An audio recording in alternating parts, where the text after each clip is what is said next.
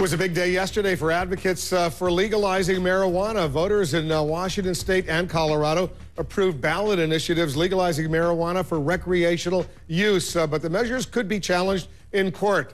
The Colorado Governor, John Hickenlooper, said in a press conference, and I'm quoting him now, "This will be a complicated process, but we intend to follow through." That said, federal law still says marijuana is an illegal drug, so don't break out the Cheetos or Goldfish too quickly. He's got a sense of humor. And the Federal Drug Enforcement Agency is repeating its stance that it's illegal to sell, possess, or use marijuana. I'm joined now by CNN's senior legal analyst, Jeffrey Toobin. We're not talking about marijuana for medical purposes. We're talking about marijuana for fun, for recreational purposes, if you will, and there's obviously a big difference. Well, there is, and it's quite clear that the governor is right. Don't break out the munchies yet, because it is not legal under federal law to possess marijuana. Now, what makes this a peculiar situation is that in most jurisdictions, when I was an assistant U.S. attorney in New York, we had rules. We didn't prosecute under federal law except very large quantities of marijuana. We left that to the states.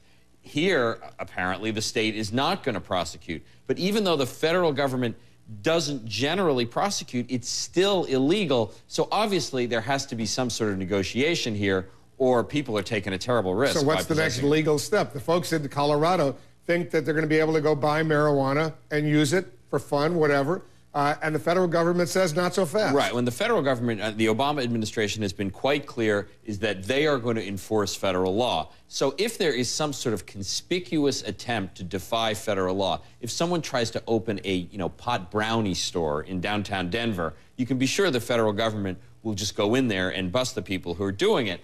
I think this is likely to lead to some sort of, public education. And Congress, some people are seriously talking about legalizing marijuana.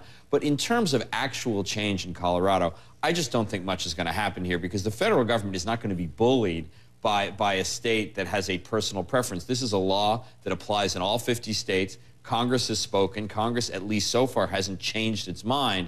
So I think this is the beginning of a dialogue, but in terms of actual legalities, nothing's changed, and people will really be taking a risk. So this is a sort of like Arizona passes a tough immigration law, which the federal government says that isn't consistent with federal law. Federal law, they say, trumps the state law. In this particular case, if the Obama administration and the DEA insist, they say federal law, which says marijuana is illegal, will trump state law in Colorado? Well, it's very similar, except that it's much clearer in this case. Remember, the Arizona law, the Supreme Court split 5-4 about it. Some parts of the law were constitutional, some were not. That area of the law can be very complicated and difficult to predict. This is not complicated. This is not difficult.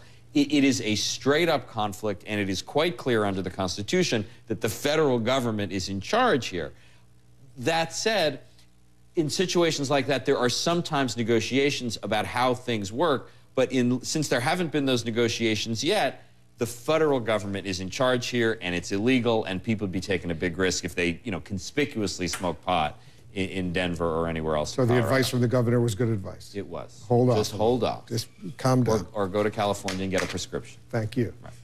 Both parties have predicted victory on Election Day, but for Mitt Romney, something went wrong on the way to 270 electoral votes. We're going to do the math.